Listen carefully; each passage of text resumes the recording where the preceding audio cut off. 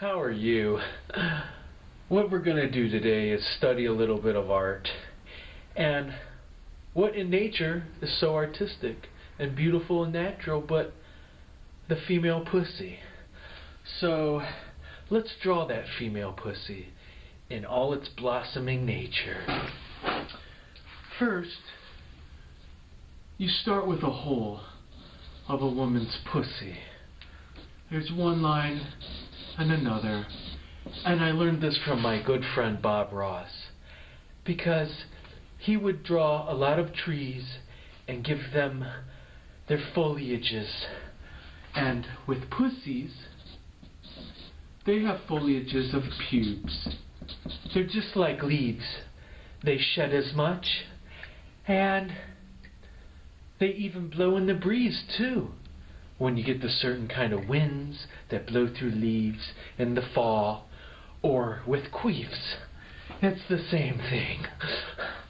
And you have some pubes, right? So here's this girl's pussy, right? Then you have a clitoris. Some girls, when they're aroused in certain ways, they have a pulsating clitoris. And their clit, the top portion of the vagina, enlarges itself like an absorbing sponge absorbing water. It grows like a walnut from a little poppy seed to a big walnut. And that means you're doing a good job at pleasing your ladies.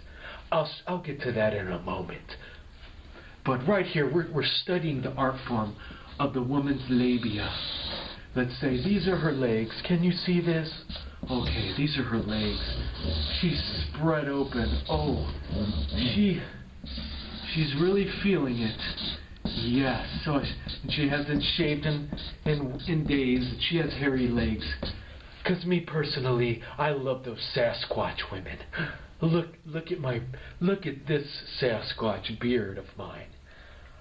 I like to think of myself as Bigfoot. I have a big penis. I'm always hiding away. I live in this fucking abandoned building like I'm living in a cave like Sasquatch, out of human sight and prying eyes. And when my vagina face meets with a girl's vagina, big hairy vagina, it's like two sponges falling in love. Do you have any idea how much juice this beard could absorb? Oh, let me tell you. Anyways, let's say she's got a little bit of junk in her trunk. Let's say she's spread out, all ready and willing for you, you know? And let's say she has a butt cheek here and a butt cheek here. Because she has a little bit of junk in her trunk. Can you see that? Her butt cheeks are being crushed by her body and the weight of her pussy. Because she has a fat pussy. Let me draw that pussy. That pussy fatter. Okay, then you have her big titties. Okay, let's say she's laying down, and this is the shot of looking at the bed, walking into a bedroom, and the base of the bed is facing you, and you're looking at her, at just the snatch spread out at you, like this. Like, my mouth is the snatch, and here are the pubes, and then you're walking this way. And you're looking at my pussy. It's that perspective. And these big, glorious round breasts. Oh, these are my Bob Ross mountains, let me tell you. And I love to draw mountains. Oh, and there's little peaks of the mountains. There's little ice caps. See, can you see that? I don't know if you can. Yeah, you can. And then, with any ice caps, there's always some ice, some white snow, some milk, if you will.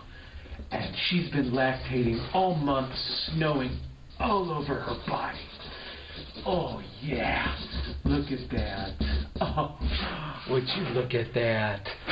So, she has her ice caps of her nipples. and she has the mountains of her breasts. And I cannot stress this to you enough. We cannot neglect this pussy. So, oh wait a minute. We need a face for this subject. Hold the phone. You hold the phone, right? 1 minute, mister. Okay. Let's draw a face on this lovely lady. Okay, here's her face. She's like this, and she's laying on the bed, but she's sticking her head up like this, past her cleavage mounds, past her walnut vagina clit, and she's looking at you. So let's say this is her face, and she's groggy. Let's say her head is tilted. Here are her ears. She has cute little ears. Let's give her little pointy ears like a little cute little elf. And I'm Santa Claus. And I want her to build some toys for me. But those special kinds of toys, you know? The ones that look like this. And they vibrate. Yeah. Well, anyways. Okay. Her eyes are closed. Here are her pretty eyelashes, okay? Oh, yes. Here's her mouth, and, here's her mouth.